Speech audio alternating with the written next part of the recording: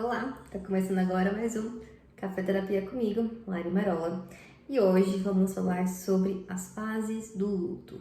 Por mais difícil que seja passar pelo luto, ele sempre vai estar presente na nossa vida, pelo menos nessa vida aqui que a gente tem.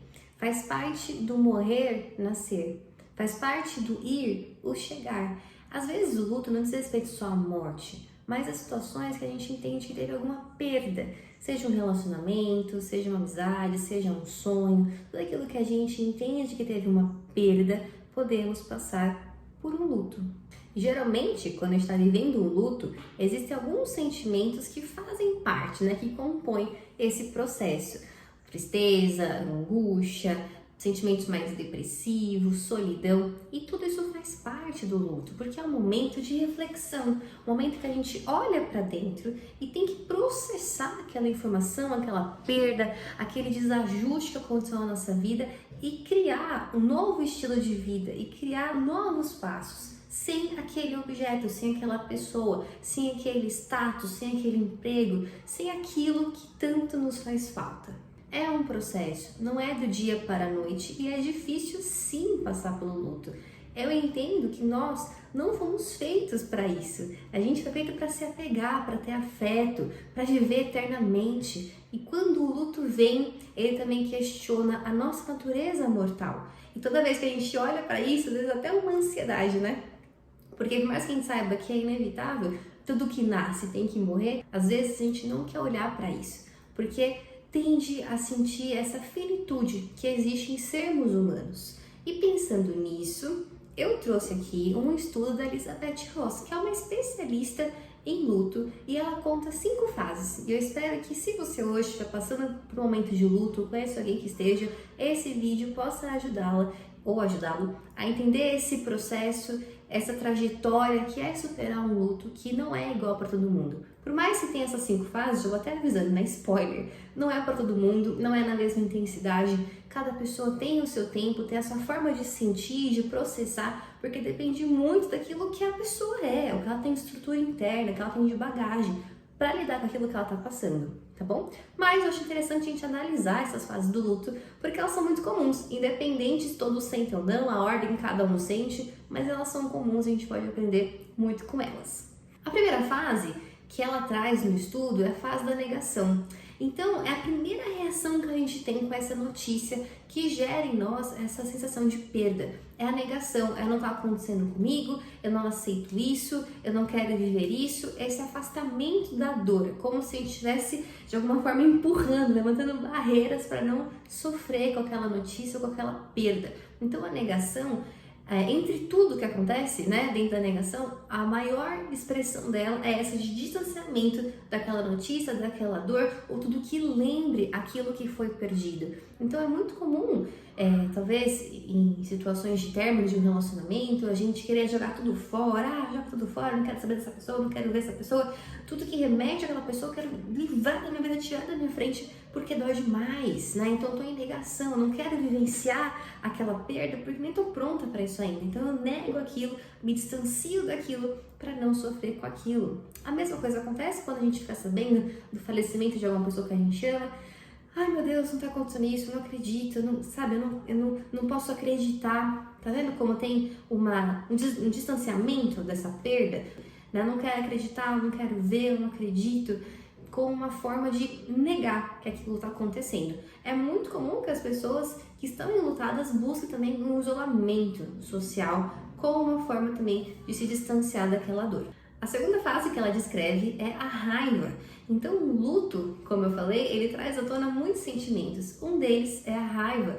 Então, é uma angústia, um desespero, é um medo, uma culpa. E a pessoa, às vezes, ela fica até agressiva, até perigosa, dependendo de como ela lida com aquilo, ela pode reagir de uma forma raivosa, agressiva, que machuque outros ou também coloque a vida dela em risco. Se você está passando por isso e está tendo ataques de raiva, procure ajuda, porque além de ser algo natural, também é algo que a gente tem que aprender a controlar, na verdade? A gente também não pode pôr a nossa vida em risco das pessoas que a gente ama por conta da situação. A gente tem que aprender a lidar com aquilo de uma forma muito boa, lidando com essa raiva, aprendendo com ela, mas também se permitindo senti-la, porque faz parte do processo do luto.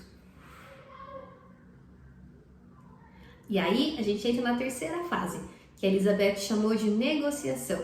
Então a gente fica tentando negociar com a gente, com Deus, naquela busca desesperada de lidar com a dor. Ai, mas se eu tivesse feito isso, se eu tivesse feito aquilo, ai, mas se eu falar dessa forma, me posicionar dessa forma, será que eu vou ter aquilo de volta? Então percebe que são situações que a gente vai criando como uma forma de negociar aquele luto e fazer com que ele passe de alguma maneira. Só que isso, gente, são muitas impossibilidades, né? Muito imprevisível. Nossa, e se? E quando? Não dá para ter certeza, porque de fato a gente não sabe como vai ser a resposta das pessoas, do universo, né? Daquilo que a gente está tentando trazer de volta, e às vezes não dá para trazer de volta. Você encerrou um ciclo, seja um ciclo, né, da nossa vida, ou de um emprego, ou de uma relação, e a gente tem que aprender a lidar com aquilo sem ficar nessa negociação, porque isso faz tão mal e fica alimentando na gente uma falsa sensação de que as coisas podem ser como era antes. E de verdade não vão ser como era antes. Hoje a gente aprende a lidar agora com essa realidade, ou vai ficar muito frustrante tentar resgatar uma coisa que a gente não vai ter mais da mesma maneira. Até pessoas que receberam laudos muito difíceis, né? Que estavam entre a vida e a morte, desencanadas pelos médicos, e aí conseguem dar a volta por cima, recebem um milagre e voltam a viver. Até essas pessoas precisam entender que elas estão lutadas por aquela vida que elas tinham e agora elas não têm mais. E elas precisam sim encontrar uma nova forma de ver a vida nessa nova chance que elas tiveram e conseguir caminhar daqui para frente, entendendo que nada vai ser como antes, tudo vai ser novo e elas têm que viver a partir de agora uma nova realidade de acordo com aquilo que elas são e se transformarem. Outro exemplo também são pessoas que perdem nenéns, né, por causa de um aborto espontâneo ou recém-nascido. É uma dor tão grande, porque às vezes a pessoa nem chegou a conhecer aquele bebê, mas tinha tanto sonho, tanta expectativa, e muitas pessoas não consideram isso luto, né? Esse aborto, essa expectativa. E a gente tem que entender que não adianta entrar em negociação, não adianta tentar ficar matutando, mas e se, meu Deus, e se eu fizesse aquilo, isso? Nada vai ser como era. Tudo vai ser novo a partir daquele episódio, daquele acontecimento.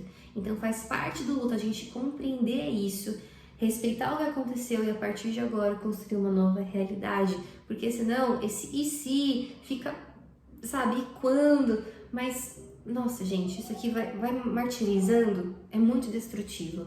A gente tem que realmente soltar essas negociações e perceber que nada vai ser como antes, mas não significa que vai ser pior, a gente pode fazer ser melhor daqui para frente. A quarta fase que ela traz nesse estudo é a fase da depressão. Não a depressão, doença em si, mas sentimentos mais depressivos. É o momento do luto em que realmente tudo vem à tona. Toda aquela tristeza, todo aquele sofrimento que talvez ali você não conseguiu até então trazer nesse momento, nessa fase, tudo vem à tona.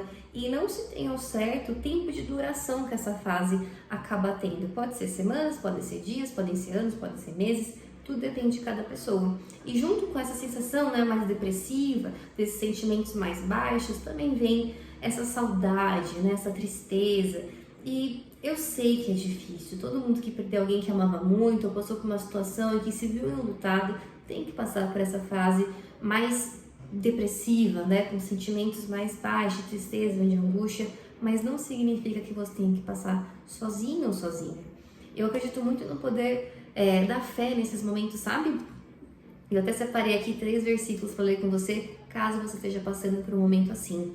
O primeiro está em Salmos 18, 28, que diz: Tu, Senhor, mantens acesa a minha lâmpada, o meu Deus transforma em luz as minhas trevas.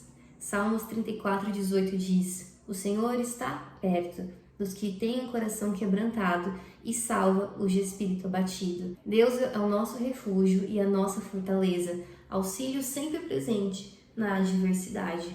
Eu acredito muito mesmo no poder da fé nessas horas do luto, no poder de se conectar com algo maior e encontrar um propósito para aquilo, por pior que tenha sido. Porque se a gente não olha para o propósito maior, para aquilo que pode agregar, que a gente pode sair com um grande aprendizado, a gente tende a ficar preso nessa fase do luto, que é dessa depressão, né? Dessa coisa do passado, de ficar vendo de passado e não conseguir ir para frente. E aí, por que é importante a gente conseguir resignificar esses momentos tão traumáticos e olhar para frente? Quando a gente faz esse movimento de olhar pra frente, a gente também entra na última fase do luto, que é da aceitação. Aceitar o que aconteceu do jeito que foi, da forma como tinha que ser. E daqui pra frente, aprender a viver sem aquilo, aprender a construir um estilo de vida diferente. E eu sei que nessas horas, principalmente quando a gente perde alguém, é tão difícil ir nos mesmos lugares que a gente chega com aquela pessoa, aqueles assuntos que a gente tinha em comum, aqueles hábitos que a gente compartilhava. Eu sei que é difícil a partir de hoje fazer aquilo sem o olhar do outro, sem a aprovação do outro, mas eu também entendo que é uma forma de honrar a memória daquela pessoa, manter aquelas coisas que nos uniam, né, que nos faziam próximos, íntimos, continuar acontecendo. Então, uma forma que eu tenho, talvez, de honrar as pessoas da minha família que já se foram, é manter aquelas coisas que elas, sabe, com tanto afinco construíram, vivos dentro de mim ou aqui fora acontecendo. É uma forma minha de continuar o legado, continuar levando para frente a mensagem que um dia elas colocaram no mundo, tá no meu coração e que pode perpetuar por gerações. E só quando a gente consegue entrar nesse estado da aceitação, a gente é capaz de fazer isso. Olhar essas situações, essas circunstâncias, esse legado, essas coisas que a gente fazia, que a gente gostava de fazer junto e continuar de uma outra maneira hoje, porque nunca vai ser igual, a pessoa não tá mais aqui, mas não significa que não vai ser tão impactante quanto. E quando a gente faz esse movimento, a gente acaba encontrando paz interior, acaba encontrando um propósito e uma sensação de muita leveza, porque a gente sabe que nada foi à toa, a vida daquela pessoa foi importante, aquele emprego foi um emprego cheio de aprendizados, aquela situação, aquele relacionamento me trouxe bagagem para melhorar nos próximos que vão vir, e assim a nossa vida vai continuando. Esses 5 estágios do luto, eles são uma ferramenta para a gente entender a perda, a forma como a gente expressa nossos sentimentos e, claro, entender que às vezes sozinho a gente não vai conseguir chegar nesse momento da aceitação. É importante buscar ajuda, seja terapêutica, de um guia espiritual ou de alguém que vai ser sua rede de apoio para conseguir te tirar, né, dessas fases que às vezes te prendem por mais tempo e que você sabe que precisa dar a volta por cima e superar. Espero que o Café Terapia de hoje tenha te ajudado e eu te espero no próximo.